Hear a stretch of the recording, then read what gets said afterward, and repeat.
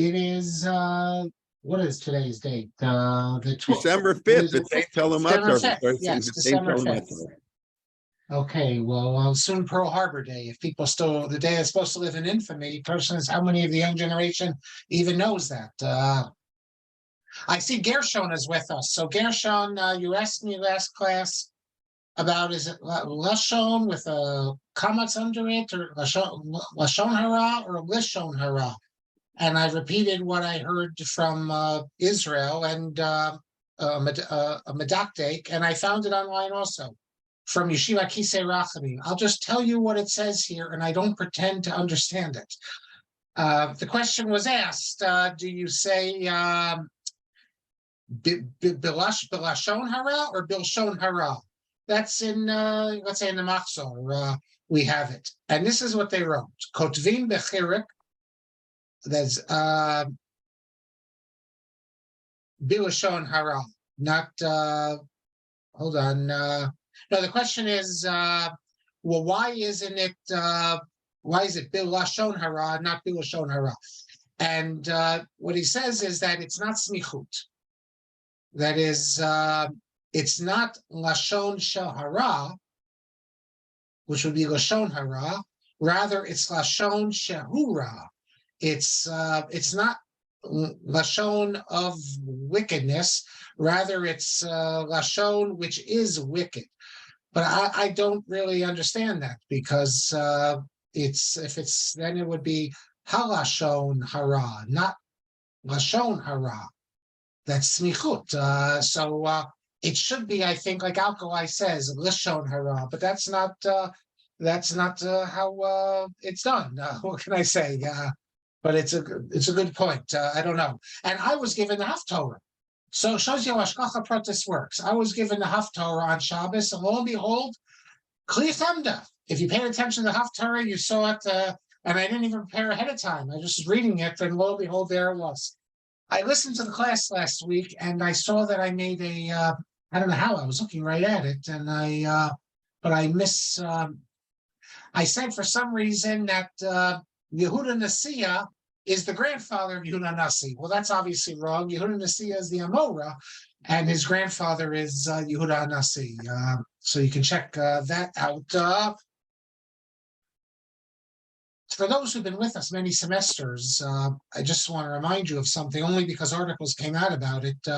You might recall in the classes on my latest book, we dealt with the responsum of Rabbi Frank Greenblatt, in which he made the really daring argument, in which he said that Ramosha agreed with, that a woman who's converted as a baby can marry a Kohen. That's a controversial position, I said, because it goes against the Shulchan Aruch, and Rabbi Greenblatt argued that you can rely on this rejected opinion, apparently rejected in the Gemara, well, at least the Rishonim rejected. Two articles have recently come out, one by, both of them actually, by Rabbi Michael Broid and Rabbi Gidon Rothstein, both in Techumin, which is a religious Zionist journal, and also in Or Yisrael, which is a Hasidic journal out of Borough Park. Well, it's actually published in Muncie, I should say. Both these articles, they're really the same article, different crowds, discussing Rabbi Greenblatt's position, defending it, showing how this is a read in various Rishonim, and showing even Achronim who they think could be read in accord with this. So I can send any of people who are interested in that. So I think that's interesting, because the book with Rabbi Greenblatt's tshuva is now becoming like a centerpiece for arguments, so much so that just last night, I was with yesterday morning in Shachris, Rabbi Yonah Rees, the Av based in Chicago, former head of REITs. And he told me that he had read what Rabbi Broid and Rothstein wrote, and he wasn't convinced at all. So I thought that was interesting. It's always nice to publish something which then others are speaking about.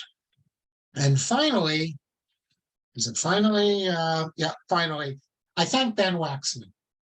I guess you're in Israel, Ben. I don't know you, but thank you for writing to me, other than through emails, because I mentioned the Shabbos umbrella. And I quoted the rabbis who permitted it. I showed you the picture, and I asked, does anyone know if there's been opposition to it? And also if the opposition is based on halacha, or it's based on, it's not the Minhag Yisrael, these sort of arguments. And I know these arguments very well.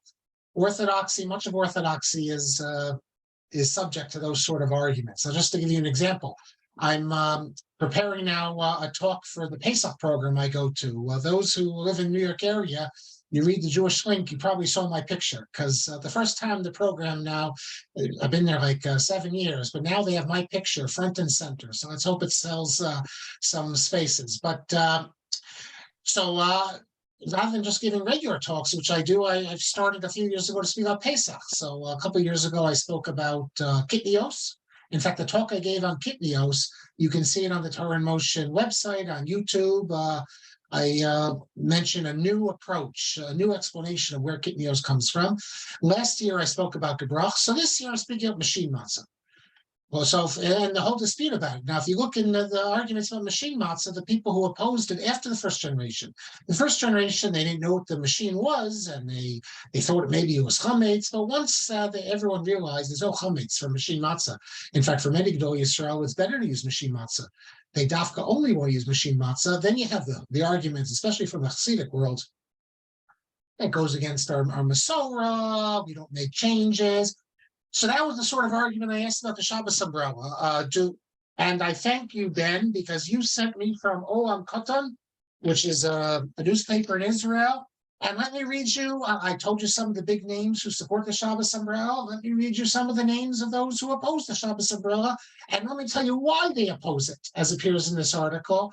And let's see, if enough people start using it, these arguments will fall by the wayside. Rav Yaakov Ariel, probably the leading religious Zionist halachic figure, Rav of Ramat Gan. So he says that he doesn't permit it, even though it's not an issue of malach on Shabbos. Why? Why doesn't he permit the heter? Because he's concerned that sheyavo ataltel, that you'll come to carry umbrellas in Chutz Haaretz, because in Chutz Haaretz there's no eruv. So he thinks. He hasn't been to America, where it's hard to find a city these days in America without an eruv. So that's a halachic argument that in Israel you're not going to permit it because someone might come to America or Chutz Haaretz and might carry. In Chutz Haaretz, it's true that in Europe it's very rare to find eruvin. You have in London, and you have Venice, and Budapest now has an eruv, but not much more than that.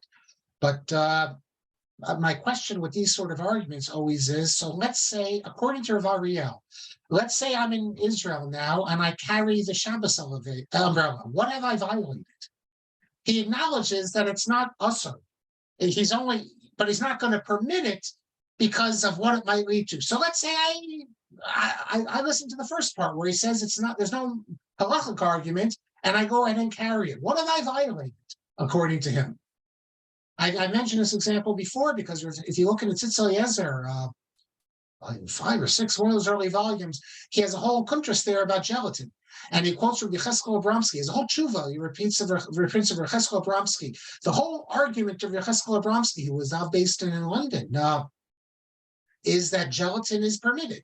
But then at the end, he says, even though halachically it's permitted, we cannot permit it because this will lead people to think that halacha changes because we've been saying until now that it's usher. Now we're going to tell them it's mutter. He says it'll give ammunition to the conservatives. So I forgot my microphone. So then you have the argument. Okay, Rabbi Abramsky, let's say I eat gelatin. According to you, what have I violated? And I don't. It's not so simple. Who else is in this? Rav Dov Lior. Remember, Rav Dov Lior, formerly of Kiryat Arba, now of Jerusalem, who signed the letter, who wrote a letter that was published in the Kuntras about the Shabbos umbrella permitting it. He backtracks a little. And what does he say? He says that now he says not to do it. Why? Because yesh ba shinoi ofia shel Shabbat Kodesh. It's changing the way we observe Shabbos. And then he says there's halachic issues. He says, although I gave the permission, now my opinion is different. Rav Aryeh Stern, Chief Rabbi of Jerusalem, He also gave permission. What does he say now? He says that although I gave permission, I tell you now, it's only for someone, not for someone who's healthy. And he says we don't want to permit things that bring in changes for Shabbos.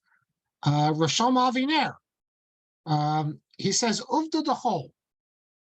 I don't know what's the uvda dechol here. We carry an umbrella during the week. First of all, this is a different umbrella, but we also wear a hat during the week. So why can't we wear a hat on Shabbos? I don't see the uvda dechol. Rav Micha Halevi, Chief Rabbi Petach Tikva, leading a religious Zionist figure. He also opposes it. Why? Because you won't distinguish between one umbrella and the other. You'll go into your closet, instead of taking the Shabbos umbrella, you'll take the other umbrella out. And he says also to change the way we've observed Shabbos, you need all the Gedolim, and Rav Rimon. Finally, Yosef Tzvi Rimon, a Rav of Gush Etzion, he forbids it. Why? Because it's been accepted in Kol Yisrael that Kavod HaShabbos means no umbrella, therefore, Asur L'Notzot, we can't change this. Again, these arguments I find weird, because then you couldn't use the Shabbat. We never turned lights on, and now we're doing it. I don't think these are such strong arguments. These are arguments from tradition, so they're as good as they are until they stop being accepted. And as soon as people start using the Shabbos umbrella, I can tell you in America, if Herschel Schechter would permit the Shabbos umbrella, or if the OU would put it on, then everyone would start using it. If the OU won't give a hashgacha, then people won't. But these are not really halachic arguments; they're hashkafic arguments. Let me get my stuff here. Lots of stuff today. Lots of piles I have. And thank you all who've been writing to me and enjoying these classes. I've been enjoying them. Frankel's really one of the very, very interesting figures. Here I have this book, Louis Ginsburg, Students, Scholars, and Saints. This is a collection of his essays. They reprinted it, and Jacob Newser reprinted it. But in this volume, he has an essay on the Vilna Gaon. He's a direct descendant to the Vilna Gaon's brother, Ginsburg.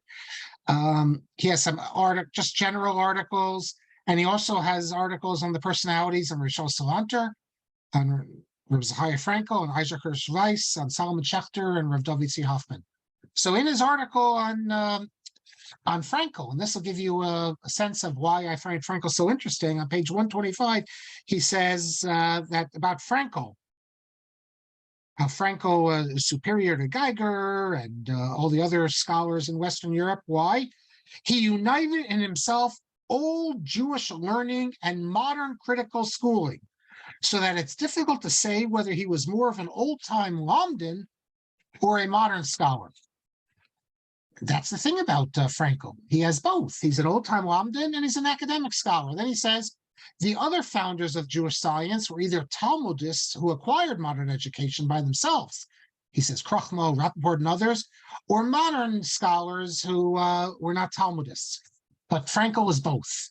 He's an old-fashioned traditional Talmud Chacham and a modern academic scholar. We don't have many of those. Rabbi Yaakov Weinberg was one, Rabbi David C. Hoffman was one. We don't really have very many, so that makes him pretty unique. Okay, I want to return to what we were in the middle of doing last time and finish it up today. If you recall, I said that the chief rabbi of Prague, Shlomo Yehuda Rapoport, Shir, famous figure, he wrote this essay, Divrei Shalom ve-Emet, defending Frankel. I have it here. And I just want to call your attention to a few more points. I said that his basic argument is that Hirsch and Fisher, they're reading something into Frankel, that Frankel never denies Halacha Moshe Sinai. He never denies the Torah Shabbat Peh. He's just a minimalist. And obviously, Frankel acknowledges that there is some Torah Shabbat Peh, some oral law. So, for instance, as I recall, he mentions, no, actually, I didn't share it there. He mentions in Yirmiyahu, I think it's Perek Yud Tes, where actually, one of my, I'll show you.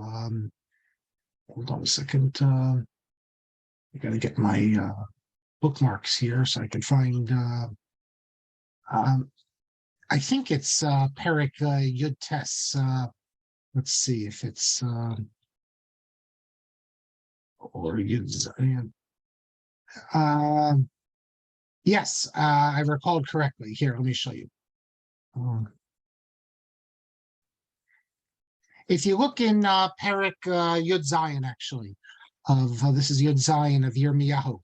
So, for instance, he says in Pasuk Chaf Beis, neither shall you carry a burden out of your house on the Shabbos, nor do any work. What do you mean carry a burden out of your house?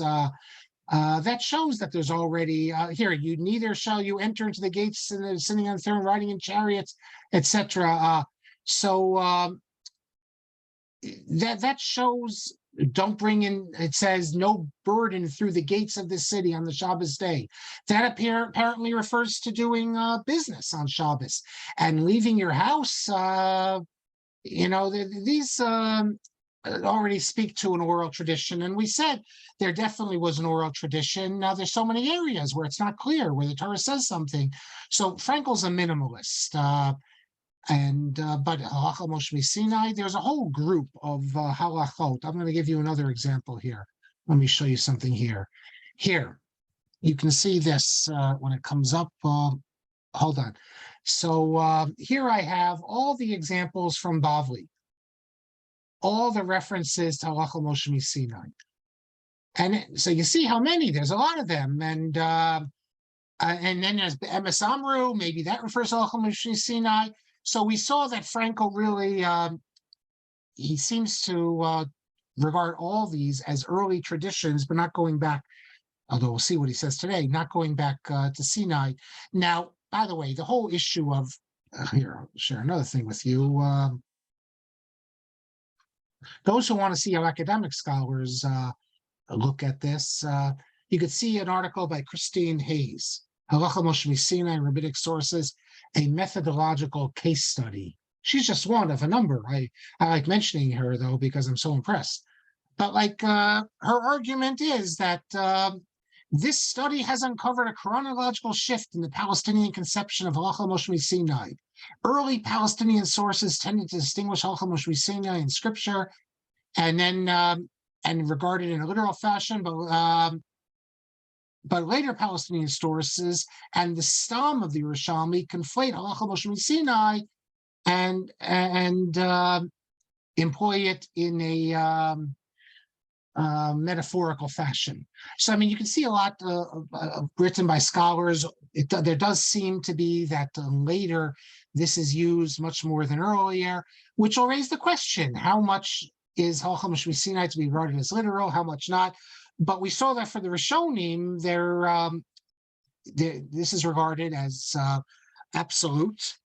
And one of you asked a good question, Robert. I said that Frankel said in a private letter, what's the difference? If it's Halacha Moshe Sinai, if it's literal or not, we have to follow everything. And Robert says that, well, isn't there a difference if Halacha's biblical origin versus rabbinic? And I guess you're right, unless Frankel would say that in all these cases, we're supposed to regard them as rabbinic, or probably he would say that Halacha Moshe Sinai is regarded as that everything he does is theoretical. And if the Gemara says Halacha Moshe Sinai, then since it's an ancient law, we regard it as having the same level as D'Oraisa. So especially since the Rishonim regarded it like this.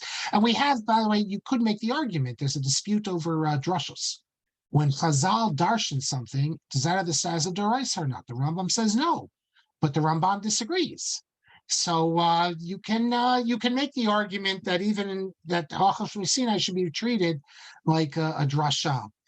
But we'll get back to Frankel in a few minutes, but I want to point out some of these interesting tangents that Rapoport mentions, because they're interesting in and of themselves. Like I said, if you took his defense of Frankel, this will not be 34 pages, it'll be a couple pages, but he goes on and on and on at the various tangents. And I want to give you some examples. Some are relevant, some are not relevant at all, but I think you'll find interesting. And being that this is one of the major texts about the dispute over Frankel, it's worth noting it. So on page 8, one of the, I mean, we're only going to speak about Fisher and Hirsch's response, but there are other responses, as I mentioned. And thank you for those who pointed out to me in emails the other responses to Frankel. But in the response of Fisher, he makes a point how we need Torah Shabbat Peh.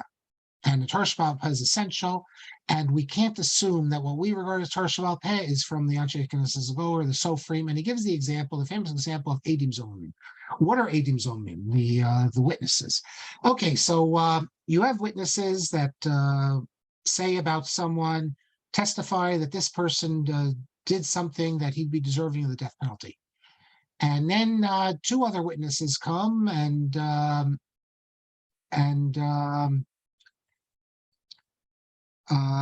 okay, no, I'm getting confused. Okay, the witnesses that claim he claim that he gets a death penalty, and then they are challenged on it. If the witnesses who are disproven, they will get the death penalty.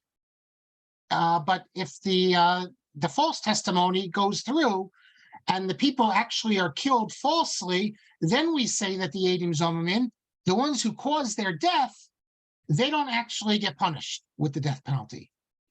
Now, they get punished if they attempted to cause the death. They lied and they attempted to cause the death of the witness of these people.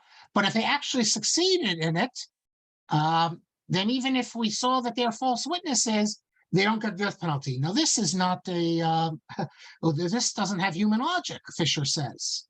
This doesn't make any sense.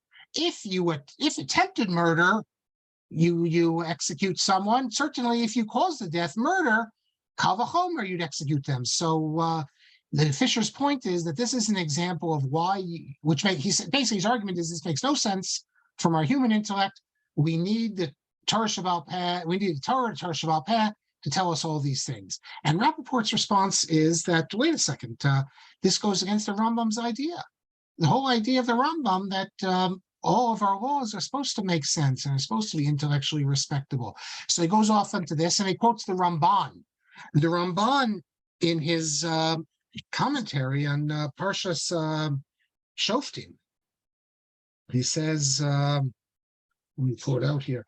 And Fisher gives this, what he thinks is a good explanation for edim zomemim, but I don't think anyone will be convinced. If you look in chapter 20, in the Ramban, verse 19, basically the Ramban's argument is that if the people die, we assume they had it coming to them, because God would not allow the righteous judges who stand before him to spill innocent blood.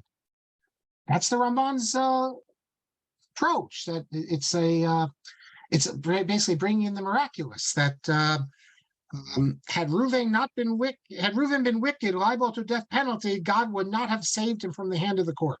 But if Reuven's already killed, we are to consider that whatever the first witnesses testified against him was true, for he died due to his iniquity. So even if we assume the person's deserving of it. Okay, that's a little hard to accept in every case, but that's what the Ramban says. I have to tell you something that this might shock you, but it's true. In the 16th century in Italy, Siena, there was a man who converted to Judaism. He's known as Sixtus or Sixto of Siena. He became one of the most important Dominican theologians in 16th century Italy. And he attacked rabbinic Judaism, as many of these apostates did. They attacked the religion they came from. And one of the things he focused on was the foolishness, the stupidity of edim zomemim, that you intend someone to die and then you're killed, but then if you actually succeed, you live. So what sense does that make? So he claims. Well, I mean, certainly, if you kill the people who make the accusation that would lead to the death penalty, certainly if it actually leads to the death penalty in practice, the people who make the accusation should be killed. Well, there was a rabbi in Amsterdam named Rabbi Saul Morteira. We have a picture of him actually. I don't know how accurate a picture it is, but there he is. He was the teacher of Spinoza, and actually signed the cherem on Spinoza. One of the people who signed the cherem on Spinoza, Rav Shaul Halevi Morteira. He says as follows, that if the false witnesses, if the witnesses are shown to be false, and they were testifying on something like that the person would get skila, let's say, stoning, and then they're found to be false witnesses, they get the punishment of skila. Whatever they intended for the other, they get. However, what Rav Morteira says that has no basis in anyone before him is he says, and he tries to read it into the Rambam, a diuk in the Rambam. This doesn't mean, so let's say the edim zomemim testify that this person violated Shabbos and all that. That's a skila, and then we find out the edim zomemim, and then the person is killed, who they testified against it. So the simple understanding is that the edim zomemim, they're not killed. I mean, that's not the simple, that's the basic halacha. But what Rav Shaul Halevi Morteira says, all that means is that they're not killed by skila. However, they still are murderers, and we therefore kill them with the punishment that we give murderers, namely hereg, which is decapitation. So Rav Shaul Morteira says is that, yes, the edim zomemim are not killed. They're not killed by the form of misa, of death, that they would have been killed had the person they're testifying at not been executed. But that doesn't mean they get off scot-free. It doesn't even mean they get off just something that will say based in, put them in a kippah or something. No, the intention is that now they're murderers and we're going to kill and we execute them. Now, where he came up with this is he makes this claim in an apologetic response to Sixtus of Siena. So you could say, well, he didn't really believe it, but he did believe it. But he was so convinced, I think you can say, by his need for this apologetic argument that he's led to really this point, which has no basis in any of the Rishonim, and his argument in the Rambam, and the Rambam doesn't say it. Rav Yaakov Sasportas, the famous Rav Yaakov Sasportas. Maybe we'll go to Amsterdam in a future trip. Here he is. He attacks Morteira for this argument. There's Yaakov. A new book came out a couple of years ago, Dissident Rabbi, The Life of Jacob Sasportas, by a Princeton professor, Yaakov Dweck. I think it's right. Yeah, Yaakov. Yeah. By the way, I was told by Rabbi Apfel of Leeds, big student of Rabbi Yaakov Weinberg, that Rav Yecheskel Abramsky also said what Morteira said, that the edim zomemim, that, in other words, it's unimaginable that if I testify falsely and cause the death of someone, that I get off scot-free. Look, we know that Beis Din can do whatever Beis Din wants. Beis Din could, they have the authority to do anything. But no, we're saying that it's not just something that Beis Din on their own comes ahead and decides to do, so there's no anarchy. But that built into the system, all it means is that I don't get the punishment that I caused this person to be killed, but I'm still treated as a murderer. I haven't seen this anywhere in Yecheskel Abramsky's writings, but Rabbi Apfel, he was a Dayan in Leeds, he certainly knew what he was talking about. Now, I don't know the context. It could be that Yecheskel Abramsky was interviewed by a newspaper, the Times of London, and he put forth as maybe like an apologetic argument. I don't know, but Rav Shaul Halevi Morteira, actually, that's what he says. Look, it actually is nice. It's nice. I hope it's true. But even if it's not true, even which I assume it's not built into the system. As we've said time and time again, Beis Din has the authority to really do whatever they want. And if they feel that this is going to lead to a Chil Hashem, or this could, these edim zomemim are troublemakers, they can put them in a prison. They can execute them. They can lash them. They can chop off their nose. They can take out their tongue. They used to do this in Spain. Slanderers, they took out their tongues. Adulteresses, they chopped off their noses. I mean, gruesome. I don't think they want to do this today. But my point is that Beis Din can do whatever Beis Din whatever based in wants. That's our assumption. One more thing. I think you'll find this interesting. On page 16, actually two more things. On page 16, he argues that obviously Frankel believes in Halacha Moshe Sinai, but he's just pointing out times when it's not literal. I mentioned that, so we don't need to go into it. But on page, again, this has nothing to do, most of his argument has nothing to do with the major points. There are all these tangents, and there's a good tangent on page 20. And this I think you'll find interesting, especially Rabbi Kelman, who's an expert in Orthodoxy. So let me show you what Shir says. Again, how Shir gets into this, it's totally irrelevant to anything to do with defense of Frankel and Halacha Sinai and Torah Shebaal Peh. But he goes off like 2 pages on this, and actually, take that back.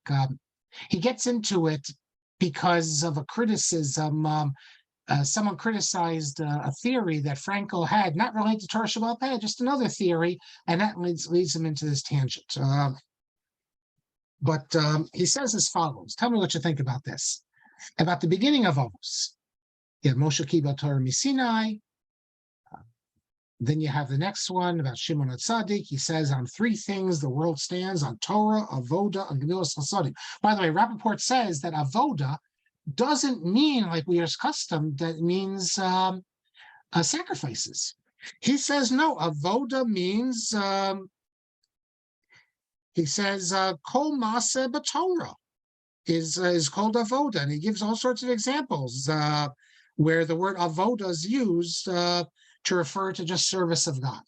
But then his focus is on the next one. 3, Antigonus. Antigonus, nice Greek name there, who receives from Shimon HaTzadik. And what did Antigonus say? Don't be like the Avadim, the slaves. Hamashamshin esarav almanas l'kabel pras. Don't be like servants, that's the translation we have here, who serve the master in the expectation of receiving a reward. An eved can mean servant sometimes. Rather, you should be like avadim hamashamshin esarav shelo almanas l'kabel pras. Be like servants who serve the master without the expectation of receiving reward. V'imor shamayim aleichem, and let the fear of heaven be upon you. Okay, so first he just raises the immediate question: what does Mor Shamayim have anything to do with the previous part? Why is that included here? And number 2, he says there's a problem in this Mishnah.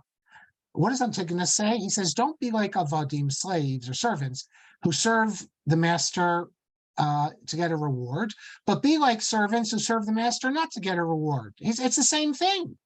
It's the exact same saying.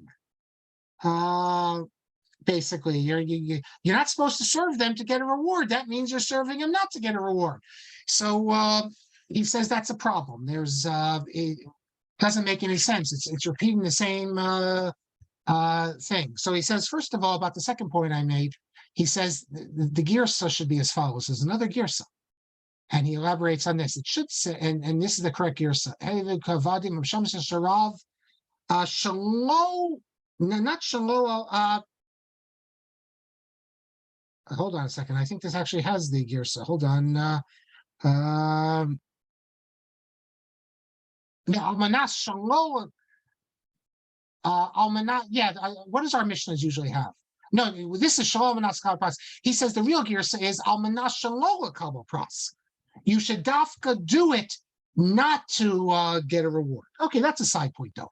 But before I tell you what his argument is, just a couple interesting things here. You know, it says pras here. What's pras? A pras is a reward. Well, if you look in, and the Abarbanel, Rapoport Shir quotes the Abarbanel because the Abarbanel doesn't understand this. Don't we have many examples where Torah says that you're going to be rewarded? There's all sorts of rewards for observing Torah. So not only that, the whole Sadducean movement. In Avos Rabbi Nasa, in chapter 5, after the point of Antigonus, it says there's 2 students who studied his words, and they question this because how could a laborer work all day and not receive compensation? So they decided to separate, and they became the Sadducees and the Baitusians. So Abarbanel has an argument he says that what it means is that, let me summarize for you, that he says that what Antigonus is talking about is not a reward in this world. That's what you shouldn't be worried about. But you can get a reward in Olam Haba. And that answers his, but that's not, doesn't seem to be shot there. Then he also says, when you're doing another shot, when you're doing the labor, don't think about getting the reward. But if you get the reward later, then it's fine. However, the Rambam says something different. I think I'm correct in interpreting this Rambam. You tell me if I'm not. I don't know really if anyone mentions this, if anyone points this out, but here's what the Rambam says. And tell me if I'm correct in my insight. On this in the Rambam in Perush Mishnah, he says as follows. Let me find it here. Okay. He has to explain what's pras. It says that you can't, you shouldn't work al manas kabo pras. And by the way, I see the Rambam's girsa is here al manas shalola kabo pras, not shalom manas kabo pras. But he says as follows: a pras is a reward asher yigmo ha'adam misha eno chayev obadin, that you give someone who, according to law, is not obligated. That is something extra you give. You do it, why? Al derech chesed. You do it as a chesed. Like if you say to your little son, do something and I'll give you a reward. And the Rambam says, V'zehu hahevdel ben pras v'sachar. That's the difference between a reward and sachar, which is payment, I guess you could say. Ki asachar chayiv bo badin. Because the sachar, you're obligated, you get it, it's coming to you. And he says, what does Antigonus say? Don't serve so that you get a chesed. Well, the implication of this is that what's Antigonus saying? He's saying, don't serve God on the expectation that you'll get a reward, a pras, a chesed, something extra. The implication is the Rambam says, though, this is not a schar, though. Sachar is something that you are deserving. In other words, at least the way I read it, you can serve Hashem and do all the mitzvos with the expectation that you have an IOU, that yes, you will receive Sachar and Olam Haba. And that explains why we have all these examples, even in the Torah, where it promises Sachar. There's nothing wrong, so I'm claiming, according to the Rambam, it might not be the highest level, but there's nothing wrong with serving God, at least according to this Mishnah, there's nothing wrong with serving God in the expectation of getting a sachar, because that is due to you. It's the pras, it's the extra, the grace, as it were, that maybe Yom Kippur, Rosh Hashanah, even though you do deserve the punishment, but you want Kadosh Baruch Hu to go beyond the letter of the law and give you mercy. That's what you shouldn't be. Now, it's true that according to the Rambam, you should move beyond all of this, and you should do it just for the sake of doing it, the schar mitzvah. That's the ultimate sachar of a mitzvah, is the ability to do a mitzvah. That in itself is of the value. But I think pshat in this Mishnah, according to the Rambam, is that really fundamentally it's not referring to sachar, it's referring to only extras or us. Okay, so this is what Rapoport says. He's troubled also, but not because he didn't read it like I read it. He's troubled. How can you say not to, we shouldn't care about a future reward? And he reads it in a completely, I guess speculation, but a completely separate way. And he combines the three Mishnayos. He says that, what's the connection? He says here, it says, Hemidu Talmidim Harbe. Bring up many students. Then what does Shimon HaTzadik says? He says that the world stands on three things. One of them is on Torah. So he sees Antigonus here as following on what we've seen, and the issue here for Antigonus is teaching Torah, and he gives and that's the main thing, teaching Torah. That's what you shouldn't do in receiving a reward. And he elaborates on this, and he puts in the context that when Antigonus lived, people had very little money, and people would want to be paid for Torah. So he says that's what it's referring to, the reward of teaching Torah, and that then he ties into Mora Shamayim Aleichem, that you should teach Torah for its own sake. In other words, the reward, it's not, you don't do it. You're supposed to teach Torah for free. That's his whole argument. Okay, it's a bit of a stretch, but that's what he argues. Now, on page 24, then he picks up with the criticism of Hirsch. And actually, no, we did 24. To go to on page 28, I think it is. But he's going to pick up, what does Hirsch say? Where's the Hirsch? Here, my Hirsch. Okay. Hirsch says as follows. Well, actually, not Hirsch, Fisher. On page 300 in the collected writings, he attacks Frankel, because Frankel did what we saw already in previous classes, that really, according to Tosas Yom Tov, you can do, not in the Gra and the Rambam. He interpreted Mishnah sometimes different than the Gemara. Now, we've gone through this many times, so I don't want to belabor it again, but this is an idea that you find in unquestionably acceptable sources. They do it on an ad hoc way, and no one has changed the halacha. But the idea, the Vilna Gaon says, is pshat and drash in Chumash. There's pshat and drash in Mishnah, let's say, and the pshat in the Mishnah doesn't have to be what the Gemara says. Now, Halivni does this page after page, and we saw Rav Dunner. We spoke about Rav Dunner, who does it as well. But others do it ad hoc. We saw the Tosas Yom Tov in Nazir, chapter 5, Mishnah 5, I think it is, where he says, if you don't change the halacha, that's okay, you can do it. So Frankel did it also. And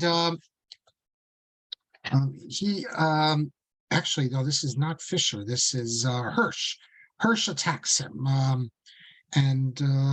What's the example he did it on? So I want to show you the example that Frankel, it's here. Where is it? It deals with this individual, this early figure. Do we even call him a Tana for the Maccabean period? He's a pre-Tana, I guess.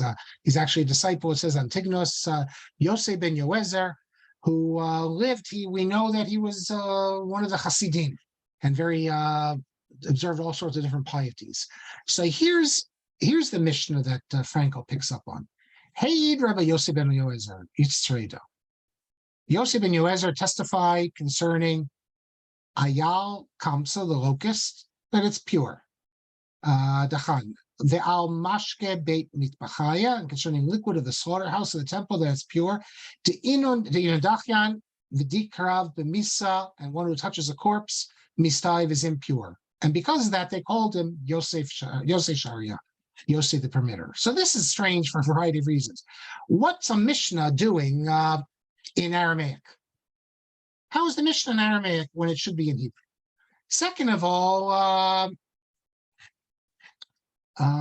what does this mean? If you touch a corpse, you're impure?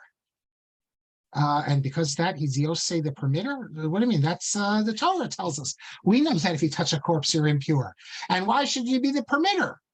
On the contrary, you should be the, first of all, why do you need to say this? And second of all, why are you the permitter? You should be the Asur, the one who's forbidding it. Well, the Gemara picks up on this in Avodah Zarah, and okay, it goes through it. It gives an example. You can check it out. It's on Avodah Zarah, Lama Zayin Amud Beis. It asks the question. Where is it?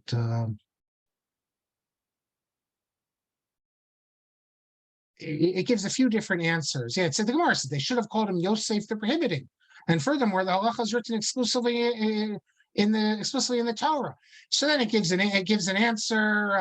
The sages decreed that even one who touches another and who touches, of course, is also impure.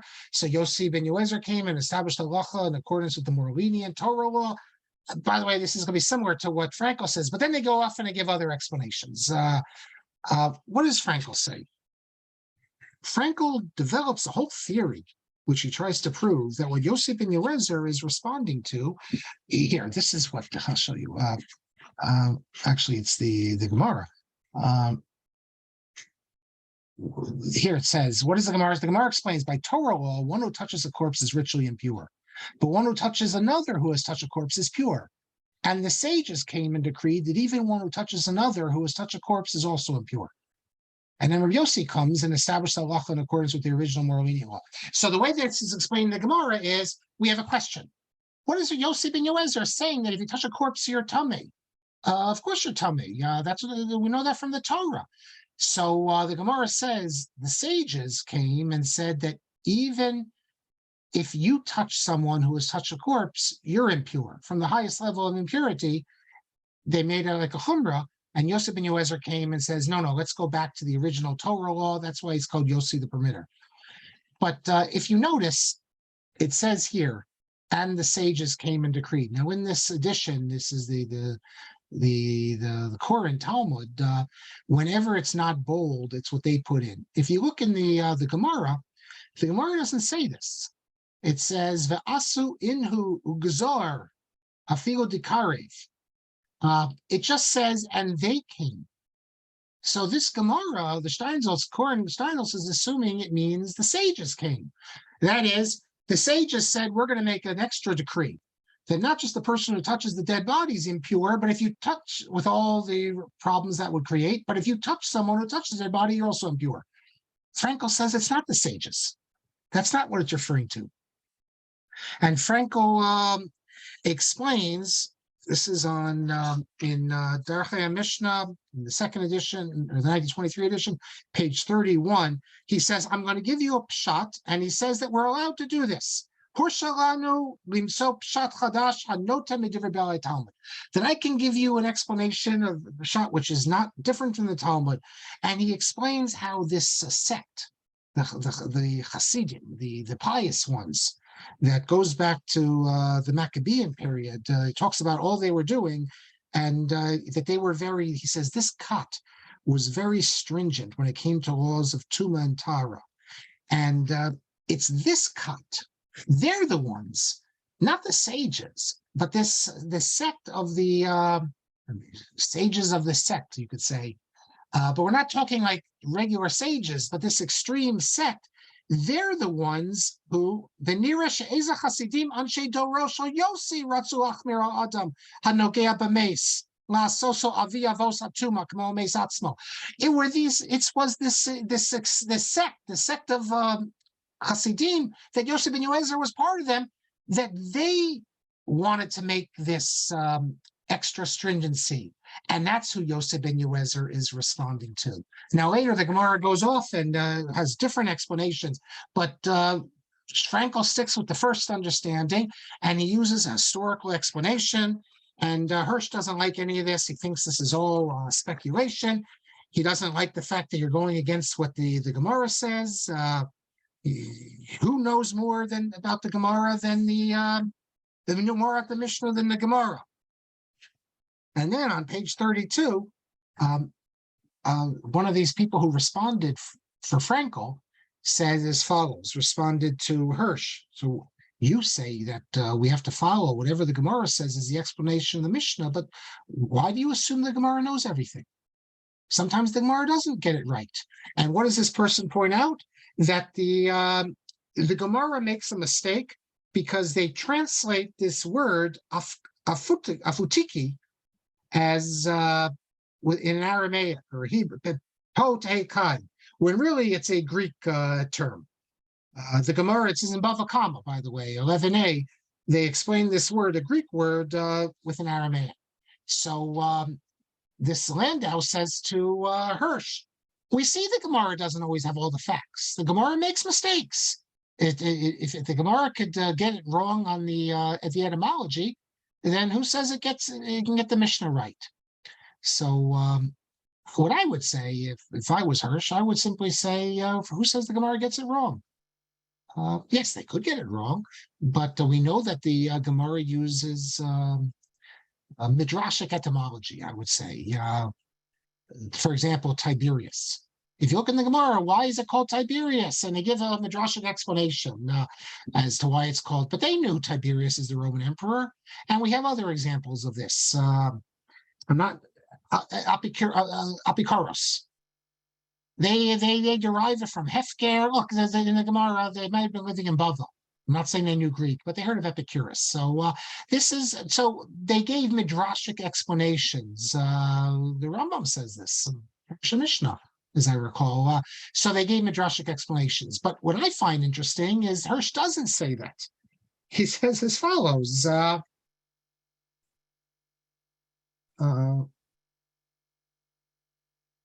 Actually, sorry, no, at the end, I think he might have said it because he says that what's important is of these expressions is not their etymological origins, but the concepts which Chazal wanted to convey by using these expressions. So the origins of the word are not important. So, okay, that's really what I was saying. So, for example, if they say Hefker, if they say Apikoros is related to Hefker, it's because they want to stress the fact that the heretic treated Torah sages in a Hefkeridic fashion, that sort of thing. But before he gets to that, look what Hirsch says. I could see Hirsch being put in Chayrim today for saying such a thing. After all, they put Slifkin in Chayrim. What does Hirsch say? I'm going to read it word for word for you. Hold on a second. I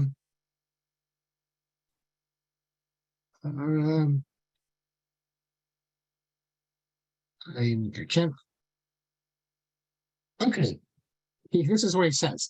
He says having said that the Amoraim were the ones who best understood the Mishnah. Remember, Hirsch said that, Frankel, you have no authority to go interpret the Mishnah different than the Gemara because the Amoraim are the best authorities.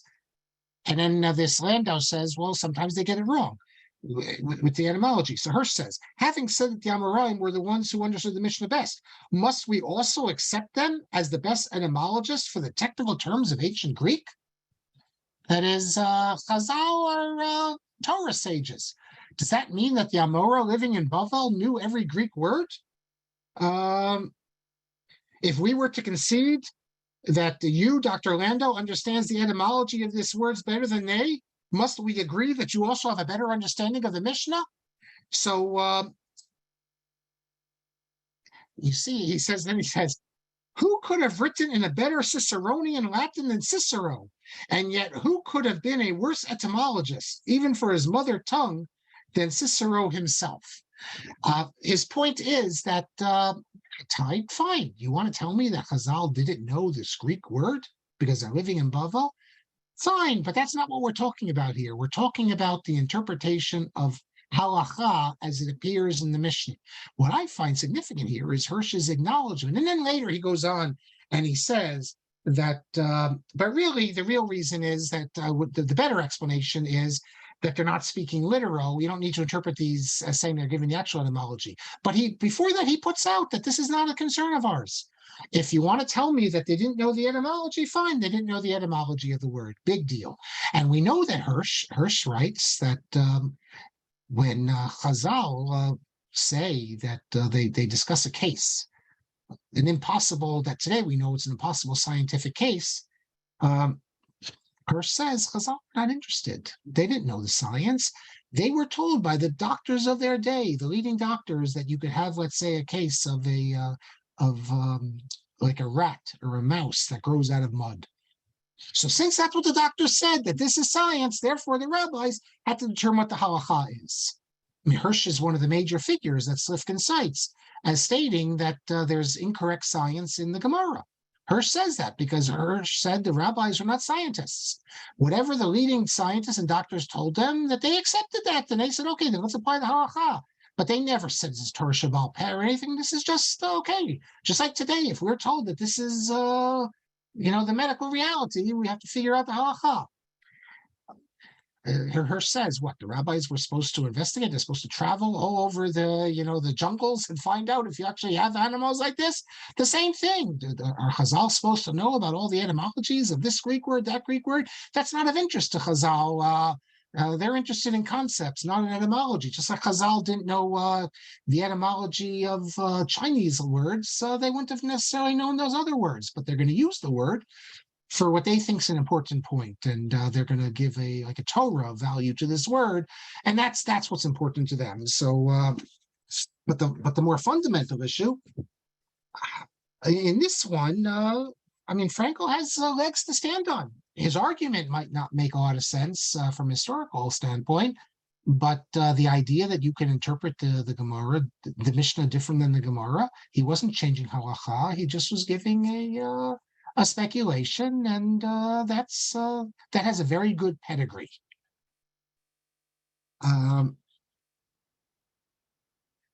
Okay, now what we're going to get to next class is Frankel's reply. Frankel finally had to offer a reply, and I'm going to read to you his reply next class, and you'll see how you convinced or not. And then the point that I've been saying for a few classes, which he slips in, and which could have solved this whole controversy. Wait till you see what he adds in the second edition. He doesn't make a big announcement. It could have stopped pretty much the whole controversy, and we'll get to that. And then hopefully next class I'll even take it a little further. So where did Frankel's ideas then go? What type of Nachleben, as they say in German, afterlife did they have? But let me mark this here, and I will pick up where we left off next class. In the meantime, I will take some comments and questions here. Always have good questions and good comments. They're doing my old classes. Now they're going to start with the newer ones. The head podcaster, Torah Motion, as a very talented young man who does the podcasts. And so he wants to put on some of the more current ones, because people have been emailing, well, why only the older ones, not the current ones? So before we start with the Lieberman, I told him to put on the Nittel, Christmas Eve, because it's in Yonah Dioma. I gave that talk a couple of years ago, Torah study on Christmas Eve. But I listened to some of the early ones he put on, and he cut out the back and forth. In those days, it was even more speaking back and forth. But that after a few classes, he left it in, because a lot of people said that that's what they enjoy. So the back and forth is actually an important point in our discussions here. So someone privately says that he sent the information about the Shabbos umbrella to Rav Yitzhak Breitowitz. He's just a Breitowitz, a real chacham, and a significant personality and influence in Israel. He was a Rav for many years in America, and a posek. And he said that it's a brilliant idea that works. But we have poskim. We have poskim of Breidowitz's level. We have poskim even greater than Breitowitz who've permitted it. We also have those who haven't. But in America, I want to see the American. I sent it to Rav Schechter, as I recall. Yeah, I did. I sent it to Rav Schechter, and he never replied to me. And I've been going to YU sometimes now because my son's a student there. So I'll have to ask him, because he did not give a reply. You have to get American rabbis of stature, Rabbi Willig maybe. So and Eli says, would Rabbi Ariel say that we shouldn't carry a talus in Israel because it might cause people to carry a talus in Chutz La'aretz? It's an excellent point. Or how about maybe you shouldn't carry a talus in America, because if you go to Europe, you'll end up carrying bellies. It's not when I go on my trips. Except for Gibraltar. Gibraltar has an Erev. But everywhere else there is no Erev. So I need to tell people. And the people usually ask, but I have to tell them there's no Erev. But you're right. But it's not just in Europe. In places in America, there's no Erev too. Ein l'davar sof then. You shouldn't carry anything. I don't know. I think what Rabbi Ariel's real point is that this is changing the Shabbos, what we've been doing. It's not so much the carrying, although that's what he mentions. I'll read it to you again. Because we always had Erevs, and we always carried taluses. What we never had carried, which also really isn't true. There were places where they did it. But at least for the last 50, 60 years, 70 years, and many places much longer than that, we didn't carry umbrellas. And I think generally the Orthodox world unanimously has not carried umbrellas for a long time. Rav Ariel says... yeah, that's what he says. He doesn't even give the other reason.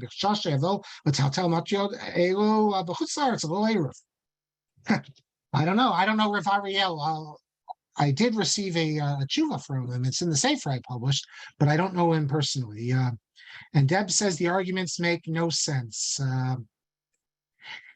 I really do agree with you. They don't make sense, because if we could imagine, let's say, go ahead 5 years. Let's say in America, Rav Schechter says they're permissible, and then we all start carrying it. We'll look back at this and we'll say, you're right, it makes no sense.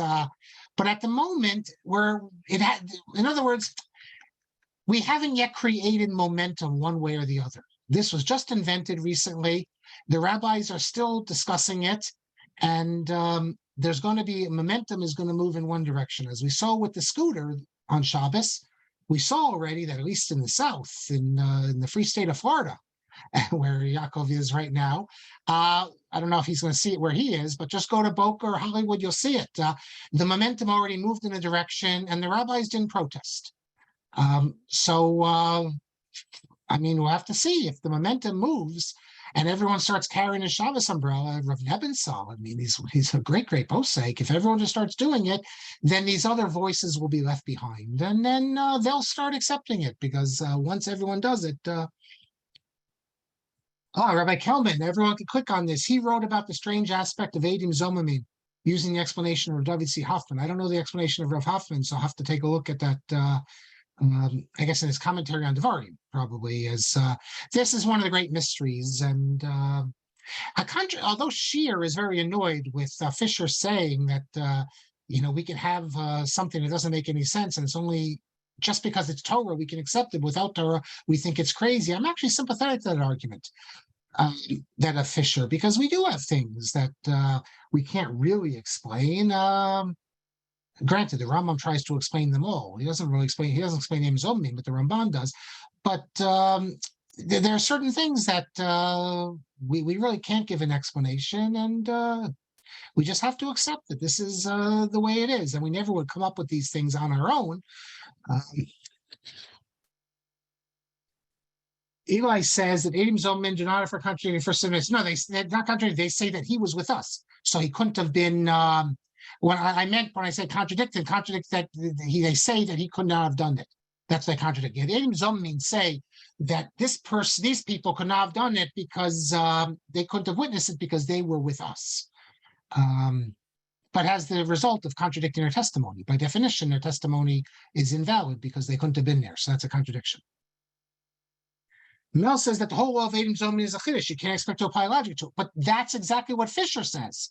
And that's why Fisher says that we can't assume that the sages would be able to come up with things Torah Shebaal Peh, because so much of Torah Shebaal Peh is tied into aspects like edim zomemim, where on our own we never would figure it out. But Shear cites the Ramban and says, no, the Ramban gives a good explanation. And he thought that this is disrespectful to the Torah to say that it doesn't make sense. Basically, Fisher says it doesn't make sense. From human intellect, it doesn't make sense. And Shear says that goes against the Rambam's principle that all the Torah makes sense. We just have to investigate it and figure it out. But I think Fisher makes more sense than Shear, in my own opinion. Wouldn't you say that Imanu Hayitem is not a contradiction of facts? It's saying you couldn't have said it, but it's not actually saying it's not actually a contradiction. It's a step less than a contradiction of the fact. Well, what would a contradiction be? That's like more than a contradiction. It's not true. He didn't. That's making it impossible. He didn't kill. He didn't commit the murder. How can you ever testify? I saw that he didn't commit the murder. That's a contradiction. But I'm not saying I saw. Okay, you're right. And now I'm thinking of another example. If the edim zomemim testify that this guy killed John Doe, but I know this guy didn't kill John Doe because I know someone else who killed John Doe. Yeah. So that would not be. You're right. So edim zomemim, but Mel says they certainly don't get off without any punishment. But what's the punishment, Mel? I think the general assumption is it has to be an ad hoc based in sort of punishment. But where Saul Morteira says that built into the system, in a Torah, they don't get off with a punishment. That's a chiddush. I think everyone assumes, of course, they get off with the punishment midiraisa. It's only derabanan if the beis din wants to punish him that has the authority. But Morteira, and according to Rabbi Rechesko Abramsky, said that they do get a punishment midiraisa. The punishment is that they're considered rotzlim. And they get the punishment for a murder or herod. Now, that is not found anywhere in the Gemara. It's not found anywhere in the Rambam, even though Morteira tries to make a diuk in the Rambam. They get malchus. There are other cases where you cannot do kasha zomam. They get malchus. Okay, that's not murder. And that's not death. We're saying here, I was saying a punishment. Okay. But I'm saying that Morteira says if the people were killed, he gets misa, and that's mina Torah, as a murderer, as a Rapseach. And that's not found anywhere. But that's what he says. If you want to psychoanalyze this, you could say he faced with being in a position of being apologist against an apostate who's mocking Torah Judaism, he convinces himself this must be the halacha. But it's not there. And that's why Yaakov Sasportas criticizes. Chaim Malk says, you're saying that actually the punishment of the edim zomemim is they socially they will put them aside like a cherem? No. What? No, murder. They will be killed. By whom? They will be killed if they cause the death of someone, and as they will be regarded as rotzchim. So they will not be given the punishment that they planned on giving to the other person. That is skila or stoning, skila, or this is herring. So they'll be given what a rotseach gets. They wouldn't be getting the burning, which isn't burning at a stake, but put something down his mouth. That's the chiddush of Morteira. That in edim zomemim, if they cause the death of someone, it's not that they're potter and then Beis Din can decide to give them a punishment. The Torah gives them a punishment, but the punishment is as a rotseach, not as edim zomemim. But that's a big chiddush. And this was a big debate between Rashal Lev Morteira and Yaakov Sasportas. Yaakov Sasportas is known as the great persecutor of the Sabbatians, those who are interested in that. But this is, that's what he says. Now, Chaim says that he asks, isn't there an inherent irrational aspect to edim zomemim? Why are the second witnesses more credible than the first? Isn't it possible that the defendant eyewitnesses? Yeah, I mean, it's a ein l'davar sof, and then you can have a third set of witnesses. I don't know where. It seems to be that the most recent ones are the most believable.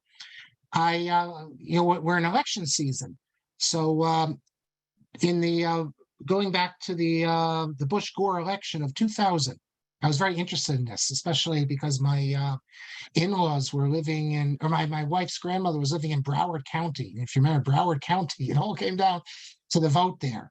So there was a lot of talk they're going to do, so they did a recount. Or they said they're going to do a recount. I think they did a recount. I read a whole book on this about the election. So I wrote to the author of so they have the first election. This is, by the way, all elections. You give the number. Let's say you win by 1,000 votes. Then they do the recount. And in the recount, you would like 1,200 or 700, whatever it is, that's the figure. So I wrote to this author, the guy who wrote, I think he's a reporter, I don't know which newspaper, wrote the standard book on the Bush-Gore election. My question was, why do we assume that the second count is reliable? Why is the second count any better than the first? If you do the third recount, you get a different number also. You're never going to get the exact same number.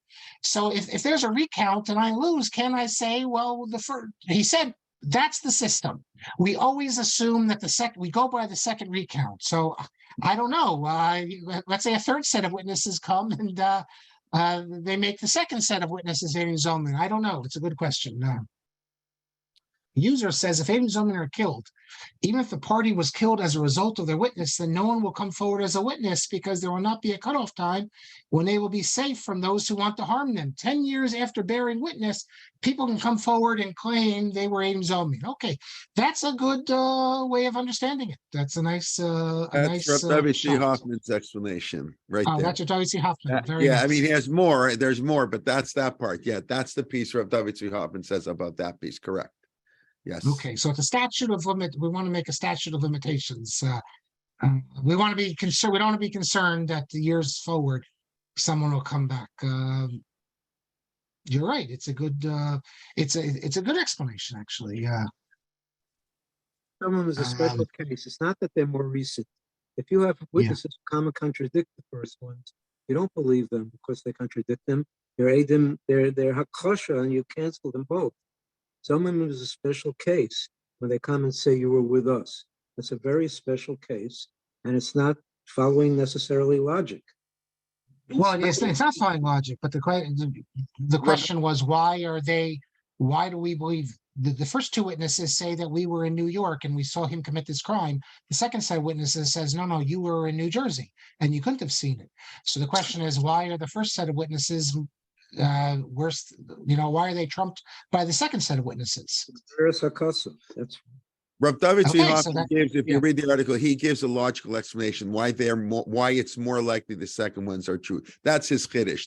That's the part we didn't explain here. That I don't want to, but Rav David Tzvi Hoffman explains there's good reason. It's a slightly complicated, but it makes a lot of sense when you read it, when you understand it. That why, from a purely logical, statistical point of view, there's good reasons why we believe the second set of witnesses. Well, but so let's say the edims, the second set of witnesses. Let's say there's 10 witnesses to the murder, and then the two witnesses come and say all 10 of you were with us. It has to do with the fact that the edim zomemim. Why would somebody lie? You go to the psychology of lying. Why are you lying? Are they lying because they hate the witnesses, or are they lying to get the guy off? They say Reuven killed Shimon, and they say no, you couldn't have seen Reuven kill Shimon. You were with us. So why are they doing that? Are they doing that because they want to save Reuven's life? Reuven's their good friend, or they hate the guts of the witnesses? They want to kill the witnesses. So that's what it's based on. But we'll leave it there. It's interesting, but it is Gzeras HaKosov, and the Gzeras HaKosov tells us that, and you can look at Rashi on the spot, as I recall, that tells us that only if the person's killed, then you're not. So correct. It's only killed. That explains that's the statute of limitations. Yeah, that's a good explanation. But for the first half, why you believe the second part, he gives a whole explanation there. But okay. But if the second I didn't remember that explanation. That's very good. Danny, you're right. If I said Slifkin put in Chayrim, I meant the Slifkin enterprise, not him personally. Although that's also of interest. Why not put him in Chayrim? You have the whole idea during the Slifkin controversy where they said the books are heresy, but he's not a heretic. What does that even mean? Isn't the definition of a heretic one who preaches heresy? So here you have a case where they said the man preaching heresy is not a heretic, but his books are heresy. But how could you preach heresy and not be a heretic? So it creates a bit of a conundrum there. Someone I know asked Rav Moshe Sternbach this question, and Rav Moshe Sternbach said, we hold like the Raavad in this case, that Slifkin doesn't know any better. So therefore, his ideas are kfira, but he's a kofer b'shogeg. So therefore, we don't regard him as a heretic. But for the people who don't accept the Raavad, to go with the Rambam, no one else. That I thought that was very interesting that Rav Moshe Sternbach said that. I don't know if that's the logic of the others. Chaim, of course, says an apikors nevech, an apikors b'shogeg. Yes, and that's the Rambam's position. So, but the Raavad, it's good that we go by the Raavad, but that's actually it's not. I asked my friend, colleague, who davens Rav Moshe Sternbach, is this Rav Moshe Sternbach's logic? And he asked him, and that's exactly what Rav Moshe Sternbach said, because I couldn't imagine any other way of teaching this, to use the yeshiva terminology. Someone writes heresy, but he's not a heretic. That's the definition of a heretic, one who writes heresy. And Rav Moshe Sternbach, says the exactly what he says. Now, I don't know about all the others. I mean, there's a whole long list of people who signed a cherem saying it's heresy. You'd have to ask the rest of them whether that's their understanding. And for all I know, maybe some of them would say he's a heretic. I have no idea. It's a crazy world they had there when they were attacking him like that. Zev says, Yaakov says, if God provides him with food and clothing and protects him, he will choose to follow God. Clearly expecting a reward was acceptable to God. Well, I mean, we have lots of examples that if you keep without aim, the Torah itself gives examples. Aman Yerichon Yamecha. So that's what the Abarabin is saying. How can Antigonus Ishsochel say differently than that? So you come up with all these different explanations.